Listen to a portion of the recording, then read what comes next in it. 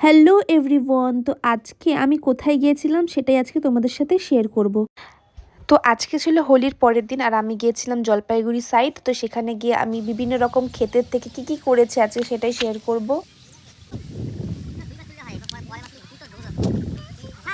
তো এখানে আমরা সকাল সকালই প্রায় বেরিয়ে পড়েছিলাম। এখানে আমি গান শুনতে শুনতে এবং সুন্দর সুন্দর ভিউ দেখতে দেখতে যাচ্ছিলাম। আর সাথে সাথে গ্রামের মধ্যে এই রাস্তার ধারে এই এত বড় বড় যে সুন্দর গাছগুলো দেখতে সত্যি খুব ভালো লাগে।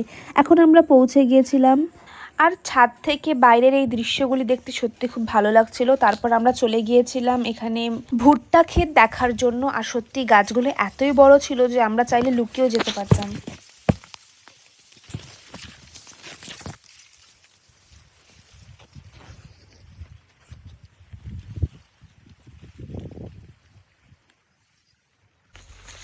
আর সত্যি গাছগুলি এতই বড় ছিল যে ভেতরে যদি কেউ থেকেও থাকে কাউকে দেখা যাচ্ছিল না।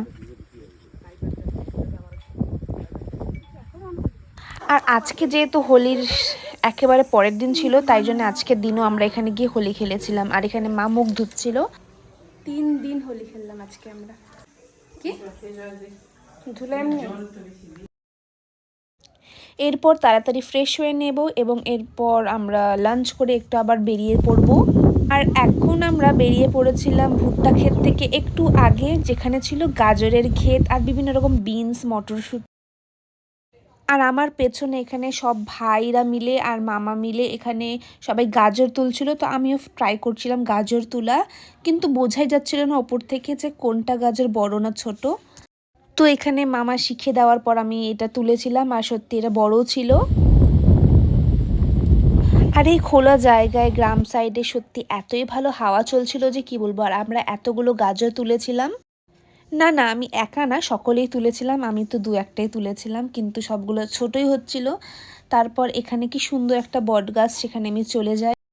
আর আজকাল যেহেতু বড় বড় গাছ কেটে দেওয়ার ফলে আর এত বড় গাছ দেখাই যায় না, তাই জন্য আমার গাছ তো যেহেতু খুব ভালো লাগে।